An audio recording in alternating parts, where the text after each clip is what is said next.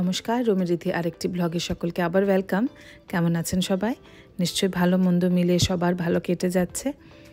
আমি এখন সিঙ্গাপুরে ঘুরছি সামার ভ্যাকেশনের। বাচ্চাদের নিয়ে ঘুরছি, একটু স্ট্রেসড, ক্লান্ত। ব্লগগুলো বানাতেও একটু সময় লাগছে, তা দিতেও একটু টাইম লাগছে। আগের দিন গেছিলাম জুয়ের 2টো পার্ট দেখতে। আজকে এসছি সেকেন্ড হাফ থেকে, মানে আফটার লাঞ্চ শুরু করেছি। জুয়ে হাঁটাহাঁটির পরে মেরিনা স্কাই ডেক থেকে, মেরিনা স্যান্ডস যে হোটেলটা আছে তার উপরে স্কাই ডেক থেকে সিঙ্গাপুর শহরটা একটু দেখবো। তারপরে ওখান থেকে হাঁটা পথে গার্ডেন্স বাই দ্য বে। সকালে অ্যাজ ইউজুয়াল ব্রেকফাস্টটা করে নিচ্ছি, কারণ এটা ফুল ডের ফিউয়েল বলতে পারেন। আর এখানে ব্রেকফাস্টের সাথে রুমের খুব একটা ডিফারেন্স হয় না। আমরা হলিডে ইন অর্চার্ড রোডে আছি। ব্রেকফাস্টটা ব্রাঞ্চের মতনই, ফ্রাইড রাইস, এগ সবই থাকে। আমরা ওটা খেয়ে রুমে এসেছি।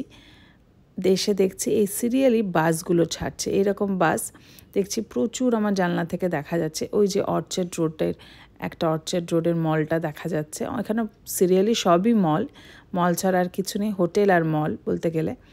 তবে এখান থেকে সব কিছু সিঙ্গাপুরের যেগুলো গন্তব্য সেগুলো কাছাকাছি বলে আমরা অর্চার্ড রোডে কিছুদিন থাকছি, কিছুদিন থাকবো সেন্টোসা। এই যে ট্যুরিস্টরা হাঁটা পথে শুরু করে দিয়েছে তাদের সকালের ট্যুর।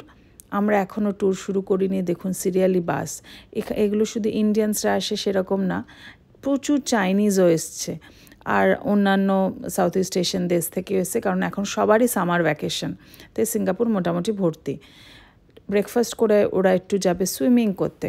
কালকে এত হাঁটা হয়েছে জু দেখে, প্রচণ্ড ক্লান্ত, তাই মাসেলগুলো একটু রিল্যাক্স করার জন্য পা বা লোয়ার বডি তো একটুখানি ঋদ্ধি বলে একটু জলে হাঁটাহাঁটি করলেও ভালো। আমি সুইমিং পারি না, মেয়ে একটু সুইমিং করে নিল, আমি একটু হেঁটে। তারপরে যে যা রেগুলার কাজ মাদের যেগুলো থাকে, ঘুরতে গেলেও সেগুলো তো বাদ নেই। স্পেশালি যেটা সবচেয়ে ডিফিকাল্ট কাজ হচ্ছে বিদেশে বাচ্চা খাওয়ানো, ছোট বাচ্চা হলে স্পেশালি। স্নান খাওয়া পর্ব মিটিয়ে আজকে আমরা বেরোবো মেরিনা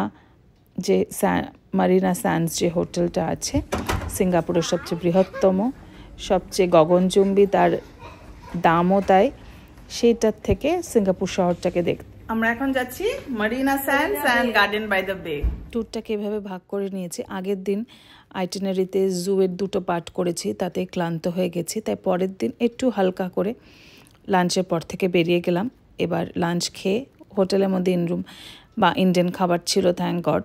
আর এই হলিডে ইনে সব ইন্ডিয়ান দেখছি 90%ই। অর্চার্ড রোডের এই যে হলিডে ইনটায় আমরা আছি, এখান থেকেই সিঙ্গাপুরের যেগুলো গন্তব্য, জু, তারপরে গার্ডেন বাই দ্য বে, টুকটাক যেগুলো আছে সেগুলো ব্লগে দেখাবো। জুয়েরই 3 দিন করে আমরা গেছি, আলাদা আলাদা করে ভাগ করে, সেটাই যাতে পুরো কমপ্লিট করতে পারি এখান থেকে করেছি। তারপরে গেছি সেন্টোসা যেগুলো ডেস্টিনেশন সেগুলো। এই যে আমরা মারিনা বে স্যান্ডস হোটেলের কাছে চলে এসেছি। হোটেল থেকে 5 মিনিট লাগলো, 5 থেকে 7 মিনিট বলতে গেলে। এই গগনচুম্বী হোটেল, তার গগনচুম্বী দাম, এতটাই দাম নাকি হোটেলের যে স্পেশালি দামটা বেড়ে যায় পাশেই ফর্মুলা 1 ট্র্যাক। আর এই ফর্মুলা 1 ট্র্যাকের যখন ফর্মুলা 1 রেসিং থাকে সিঙ্গাপুরে, হোটেলের রুমগুলো নাকি 1.5-2 লাখ টাকা করেও হয়ে যায় শুনলাম। হোটেলটা ভেতর থেকে আমি একটু ভিডিও করেছি, আপনাদের শেয়ার করব। হোটেলটায় ঢুকতে হয় না। এই মেরিনা বে স্কাই ডেকটা মেরিনা বে স্যান্ডস হোটেলের টপ ফ্লোরটাকে 2 ভাগে ভাগ করে দিয়েছে। আগে নাকি জয়েন্ট ছিল, তা এই ইনরুম গেস্টরা আপত্তি জানানোর পর সেটাকে ভাগ করে দিয়েছে। এর একটা টিকিট হয়, টিকিটটা পিক আওয়ার্স আর নন পিক আওয়ার্সে ভাগ। এই যে এই দেখুন স্কাই ডেকটা সুইমিং পুলটা ইনফিনিটি পুল, সেটা হচ্ছে ইনরুম গেস্টদের জন্য যারা হোটেলে থাকবে। আর তারপর থেকে ভাগ করে দিয়েছে আউটসাইড ট্যুরিস্টদের জন্য। আমরা এই হোটেলে থাকিনি, তাই আমরা আউটসাইড ট্যুরিস্ট আর আলাদা করে স্কাই ডেক দেখতে যাচ্ছি টিকিট কেটে। এটার একটা কম্বো টিকিট হয় 4 জনার, $98 দেখলাম। আর ইন্ডিভিজুয়াল টিকিটও হয়, সেগুলো 32 থেকে 36, কিন্তু এটার ভেরিয়েশন আছে যেগুলো পিক আওয়ার্স নন পিক আওয়ার্সে ভাগ করা আছে। মানে সন্ধ্যের দিকে ওখানে রেস্টুরেন্টস আছে, অনেকে উপরে উঠে খেতে ওঠেন রেস্টুরেন্টস বুক করে। তো সেগুলো রেস্টুরেন্ট বুক করলে, আমি জানি না, আমরা রেস্টুরেন্ট বুক করিনি, টিকিটে আলাদা লাগে নাকি স্কাই ডেক থেকে দেখতে, হয়তো লাগতেও পারে, আমি জানি না। তবে নিচের ফ্লোরে অনেক রেস্টুরেন্টস আছে ভালো ভালো খাওয়া দাওয়া করার জন্য, সেগুলো অ্যাডভান্স বুকিং করতে হয় টেবিল। এই যে আমরা উঠে প্রচণ্ড সুন্দর একটা সিঙ্গাপুরের ভিউ দেখলাম দিনের বেলার। ওইখানে মারলাইনটা দেখা যাচ্ছে, আর এই যে 2টো ডিম ডিম্বাকৃতি, সেটা হচ্ছে ডিউরিয়ান বলে এখানে একটা ফল হয় কাঁঠালের মতন। সেই কাঁঠালের মতন ফলটার শেপে এই যে এইটি বানিয়েছেন। এদের ওটি একটা থিয়েটার হয় ওখানে, আর্ট অ্যান্ড থিয়েটারে, সেটা ডিউরিয়ান শেপের। এটা ওদের ফিনান্সিয়াল এরিয়া। সিঙ্গাপুর সেদিনকে প্রচণ্ড ক্লাউডি ছিল। আমরা সব সময় রেনকোট ক্যারি করেছি সিঙ্গাপুর পুরো ট্যুরেই, কারণ সিঙ্গাপুরে নাকি উইন্টারেও বৃষ্টি হয়, শীতকালেও। এই যে উপরেও একটা খাওয়ার মতন জায়গা আছে, ডেক করে দিয়েছে। এখানে 2 কদম অন্তর অন্তরই মোটামুটি ফ্রাইজ, শেকস, জুস, তারপরে কোল্ড ড্রিঙ্কস, এগুলো খাওয়ার অ্যাভেলেবেল। খিদে পেলে ওগুলো খাওয়াই যায়।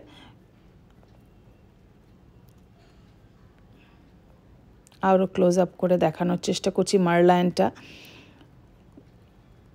এই যে গার্ডেন্স বাই দ্য বে, এখানে এই ফ্লাওয়ার ডোম আর ক্লাউড ফরেস্টে আজকে আমরা যাব। এইটা দেখার পর হেঁটে হেঁটে এখান থেকে 5 মিনিট।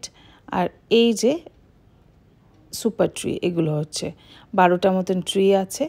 ক্লাউড ফরেস্ট আর ফ্লাওয়ার ডোমে সব তো 12টা আলাদা স্পিসিস গাছ, ফার্নস, এদেরকে আলাদা করে এই 12টা সুপার ট্রি মানে ট্রি শেপের যেগুলো, সেগুলোর মধ্যে ওরা সাজিয়ে গুছিয়ে সেগুলোকে প্রেজেন্ট করেছে। রাতে সেটা লাইট শো হয়, সেটা দেখতে। এই যে দেখা যাচ্ছে সি ভিউটা। আমরা মোটামুটি 15 থেকে 20 মিনিট সময় কাটিয়ে নেমে এসেছি। এবার হোটেলের লবির মধ্যে দিয়ে বেরোবো। এটা মেরিনা স্যান্ডস হোটেল। এই হোটেলের লবিটায় আমরা নেমে এই লবি দিয়ে ঢুকে একদম এন্ড, লবির যে শেষ 2টো উইং আছে, একটা উইং দিয়ে ঢুকলাম আর হেঁটে অন্য প্রান্তে আরেকটা উইং দিয়ে আমরা বেরোবো। এই যে রুমের উইংসগুলো, ভেতরে অনেক রেস্টুরেন্ট আছে। এগুলো ফ্লোরগুলো, এই লেফট উইং আর রাইট উইংয়ের ফ্লোর, তার মধ্যে কানেক্টিং এরিয়া আছে।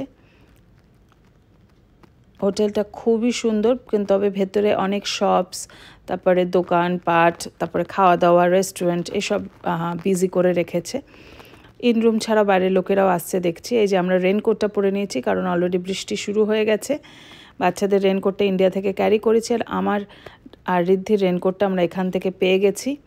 $3 করে দাম নেয় এই রেনকোটগুলো। এখানে খুব অ্যাভেলেবেল সুপার মার্কেটগুলোতে। আমার বন্ধু এটা দিয়েছে আমাকে, পড়তেও খুব ইজি আর একদম হাঁটা পথ। এই যে মেরিনা স্যান্ডস হোটেলটা দেখলাম, বারান্দা আছে, হোটেলটা খুবই সুন্দর, দামটাও সুন্দর, হোটেলটাও সুন্দর। আর এমনভাবে আইটিনারিটা সাজিয়েছি যে অসুবিধা না হয়। আমরা বেরিয়েই চলে এসেছি গার্ডেন্স বাই দ্য বেতে। এই 2টো জিনিস দেখব বলে, একটা হচ্ছে ক্লাউড ফরেস্ট, আরেকটা হচ্ছে ফ্লাওয়ার ডোম। সিঙ্গাপুরে প্রচুর হাঁটতে হয়, তাই ভালো জুতো, ফোম দেওয়া ভালো প্যাডের জুতো পরা খুব দরকার, যাতে পায়ে স্ট্রেসড না হয়। তাতেও হয়, এড়ানো যায় না, তবে একটু মন্দের ভালো আর কি। হেঁটে হেঁটে খিদেও পেয়ে যায় এখানে, যেটা হয় 2 কদম অন্তর অন্তর। তো গার্ডেন বাই দ্য বে ঢোকার সময় শেক শ্যাক বলে একটি দোকান আছে, সেখান থেকে একটু আমরা এই নাগেটস আর এই শেক কিনে নিলাম বাচ্চাদেরকে, ফুয়েল এটা। আর শেকটা খুবই মোটা, একটা কাস্টার্ড শেক বলছে এটা। এখন এই 5টা মতন বাজে। তো এই শেক শ্যাকে মোটামুটি ম্যাকডোনাল্ডসের থেকে কোয়ালিটিটা বেটার দেখলাম। আমরা ঢুকে গেছি ফ্লাওয়ার ডোমে। ফ্লাওয়ার ডোমে প্রথমেই যেটা সাজানো ছিল সেটা হচ্ছে ভ্যারাইটি ক্যাকটাস। এই গার্ডেন বাই দ্য বের এই 2টো ডোম শেপড গ্রিন হাউস আসলে 2টো সুন্দর।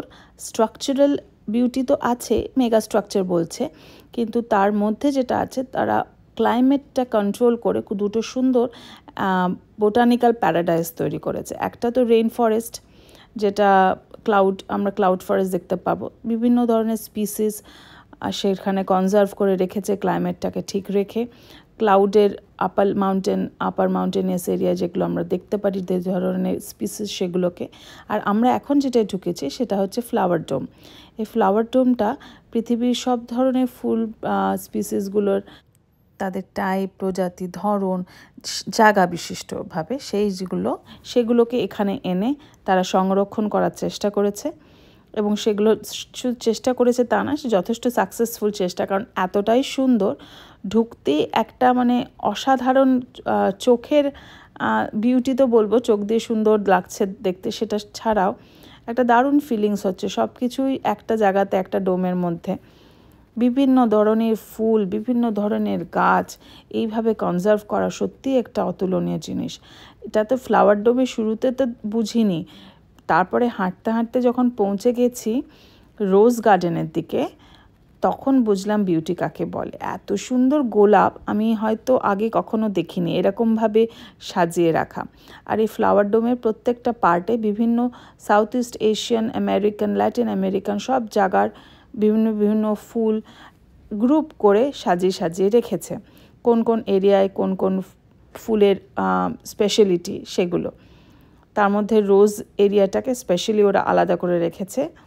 এই যে ঝুমকোলতার মতন দেখতে এই ফুলগুলো খুব সুন্দর। আমি প্রত্যেকটা ফুলেরই ছবি তুলেছি, আলাদা করে আমি ছবিগুলো লাগাবো। তার আগে ভিডিওটা ব্লগে লাগালাম। এই যে রোজ গার্ডেন অলমোস্ট শুরু হয়ে গেছে। এত সব ধরনের গোলাপ আমি হয়তো আগে কখনো দেখিনি। কালার তো ছেড়েই দিলাম, তার টেক্সচার মানে শেপ সব ধরনেরই আলাদা।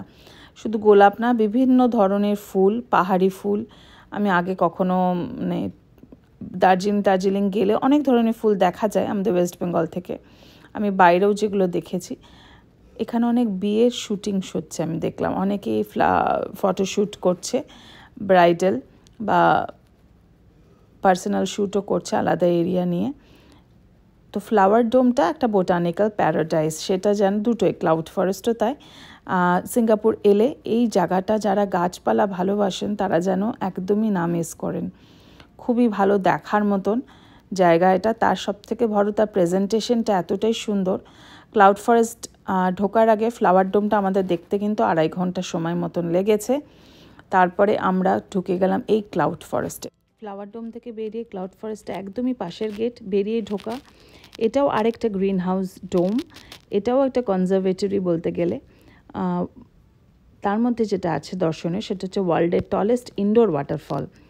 আর এটার মধ্যে যেটা তৈরি করেছে সেটা হচ্ছে একটা রেইন ফরেস্টের, আর্টিফিশিয়ালি রেইন ফরেস্ট যেহেতু গ্রিন হাউস, সেভাবে রেইন ফরেস্টের একটা বায়োম ইকোসিস্টেম যেভাবে দেখা যায়, যেগুলো উদ্ভিদ সেসব জিনিসগুলো এখানে সংরক্ষণ করার চেষ্টা করেছে। আমাদের রেইন ফরেস্ট বেসিক্যালি দরকার হয় রিভারের সোর্স বলতে গেলে। রেইন ওই জন্যে নাম রেইন আর forest, major source of water. তাই জন্যে এখানে গাছপালাটার সংরক্ষণটা খুব ইম্পর্ট্যান্ট, সেইটাই দেখাবার চেষ্টা করেছে। বিভিন্ন প্রজাতির গাছ, সেগুলো স্পেশালি যেগুলো রেইন ফরেস্টে পাওয়া যায়, তার এক্সোটিক প্লান্ট স্পিসিস আছে, সেগুলো হাঁটতে হাঁটতে আপনাদের একটা বিভিন্ন ওয়াকওয়ে তৈরি করেছে। ওটা লিফটের ফেসিলিটিও আছে, যারা হাঁটতে চায় না তারা এক একটা ফ্লোর দেখে দেখে লিফটে ঢুকে আবার বেরোতে পারবে। তবে যারা হাঁটতে পছন্দ করেন তারা একটা রাউন্ড প্যাটার্নে হাঁটতে হাঁটতে গোল করে ঘুরতে ঘুরতে উপরে উঠতে পারেন, বা একবারে লিফটে উপরে উঠে টপ ফ্লোর থেকে নিচে নামতে নামতে যেতে পারেন। এটা একটা আর্কিটেকচারাল বিউটি শুধু তা নয়, এখানে 2.5 লক্ষ প্রজাতির নাকি গাছপালা রয়েছে। সব তো আমি চিনি না, বোটানি আমার সাবজেক্ট ছিল না যদিও, কিন্তু দেখার জন্যে সাবজেক্ট পড়াশোনা করতে হয় না, চোখ দিয়ে বিউটিটাই উপভোগ করা যায়। এত সুন্দর তার বিউটি। শুধু রেখেছে গাছপালা শুধু তা না, ডায়াগ্রাম বিভিন্ন স্কাল্পচার করে সেগুলোকে দেখিয়েওছে তাদের গুরুত্ব, তাদের ফিচার্স কী কী, এই ইকোসিস্টেমের তাদের অংশটা কোথায় রেইন ফরেস্টের, সেগুলো বিভিন্ন ডায়াগ্রাম অনুযায়ী বোঝানো আছে। আর যেহেতু ক্লাউড ফরেস্ট নাম, তাই জন্য একটা ফগ মিস্টি ওয়েদার তৈরি করেছে এরা, পুরোটাই টেম্পারেচার কন্ট্রোলড। এখানে বিভিন্ন ধরনের প্লান্ট স্পিসিস দেখতে পাওয়া যাবে, যারা চেনে তারা ভালো বুঝবে, কিন্তু সত্যি অসাধারণ তাদের ক্রিয়েটিভিটি। ফ্লাওয়ার ডোম আর এই ক্লাউড ফরেস্ট একদমই মিস করার মতন নয়। তো এটা অবশ্যই সিঙ্গাপুরে এলে দেখা দরকার, এবং এটার জন্য যথেষ্ট টাইম দিতে হবে, কারণ এটা হেঁটে হেঁটে ধীরে ধীরে দেখতে হয়। এই যে জানলা থেকে দেখা যাচ্ছে, ইম্পর্টেন্স দেখিয়েছে কিছুটা ক্রিস্টালের স্ট্রাকচার। এদের প্রত্যেক 2-3 বছর অন্তর এরা নাকি সব কিছুই পাল্টায়। তো আমি আগেও 4 বছর আগে সিঙ্গাপুরে যা যা ক্লাউড ফরেস্ট আর রেইন ফরেস্টটা দেখেছি, তার থেকে কিছু জিনিস আলাদা লাগলো। আবার যদি পরবর্তী 4 বছর পর আসি, আবার হয়তো একটু আলাদা। ক্লাউড ফরেস্ট শেষ হয়ে এবার সুপার ট্রি পালা।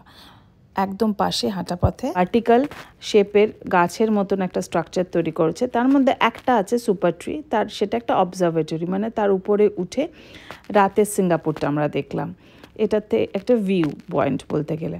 আমরা দিনের বেলাটা মেরিনা স্কাই ডেকের উপর থেকে দেখলাম, আর রাতেরটা এই সুপার ট্রি অবজারভেটরি থেকে দেখলাম। সুপার ট্রি নামটা হচ্ছে যে গাছটার উপরে এই অবজারভেটরি, সেটাকে সুপার ট্রি বলছে। আর বাকি আনুষঙ্গিক 11টা গাছের মতন আকার ভার্টিক্যাল আছে, তার চারিধারে লতা পাতা বিভিন্ন স্পিসিস, তার মধ্যে ইম্পর্টেন্ট যে কটা স্পিসিস আমাদের এদের ফরেস্ট আর ফ্লাওয়ার ডোমে আছে, রেন ফরেস্ট আর ফ্লাওয়ার ডোমে, সেগুলো দিয়ে সাজিয়েছে। এদেরও কম্বো সোলো টিকিট সব ধরনের অপশানই আছে, যেমন ইচ্ছা সেমন কাটতে পারেন টিকিট। এই 11টা ভার্টিক্যাল বা 12টা ভার্টিক্যাল গার্ডেন এদের ফান, অর্কিড, তারপরে ক্লাইম্বার, লতা পাতা দিয়ে সাজানো শুধু নেই, আলো দিয়েও সাজানো আছে। সেই আলোর শোটা রাত্রিবেলায় শুরু হয় 7:40 বা 7:30 থেকে, পাক্কা 7:30 থেকে 15 মিনিট একটা শো হয়, আবার 8:30 একটা হয়। এই দুটো শো সবাই এই সিঁড়িতে চারপাশে এই ভার্টিক্যাল গার্ডেনের নিচে বসার জায়গা আছে, সেখানে বসে বসে সবাই ফ্লাওয়ার শোটা দেখে, লাইট শোটা দেখে। ফ্লাওয়ার শো না, এটা একটা লাইট শো, বিভিন্ন কালারের গান দিয়ে বাজনা দিয়ে সুন্দর একটা লাইট অ্যান্ড সাউন্ড শো হয়। সেটা মানুষের লাস্টে এই দুটো গার্ডেন কমপ্লিট করার পর এখানে এসে দেখে বাড়ি ফিরে যায়। মোটামুটি এটা গার্ডেন বাই দ্য বেওয়ের একটা আইটিনারি রুটিন। আজকে ব্লগটা এখানেই শেষ করলাম। আপনাদের সঙ্গে দেখা হবে আরেকটি ব্লগে। ব্লগটি ভালো লাগলে কাইন্ডলি একটু লাইক, শেয়ার অ্যান্ড সাবস্ক্রাইব করবেন। আরও একটা নতুন ব্লগ নিয়ে কিছুদিন পরেই দেখা হবে আপনাদের সাথে।